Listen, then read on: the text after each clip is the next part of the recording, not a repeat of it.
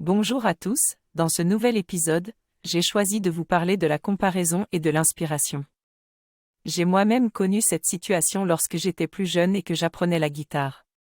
À chaque cours, j'espérais que ce grand gaillard n'était pas présent, car je le trouvais bien plus doué que moi. J'ai fini par perdre goût à la guitare à cause de cette comparaison.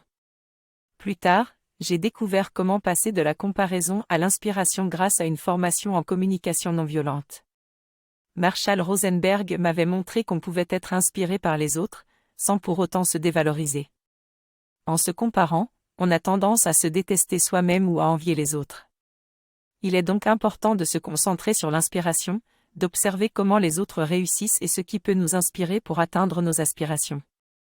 Je réalise que lorsque je suis inspiré, il est plus important de se concentrer sur le pourquoi et le moteur d'une personne plutôt que de se comparer à leur niveau. Par exemple, j'ai rencontré une personne qui était devenue excellente à la guitare en seulement 2 ans, alors que j'avais joué pour plus longtemps sans devenir aussi bon. Au lieu de me concentrer sur les détails de leur apprentissage, j'ai cherché à comprendre leur motivation et leur objectif. J'ai découvert qu'ils souhaitaient exprimer leur côté artistique, ce qui m'a aidé à clarifier pourquoi je voulais jouer de la guitare moi-même. Pour progresser, j'ai commencé par me fixer des objectifs atteignables, en apprenant des gammes et des exercices simples chaque jour.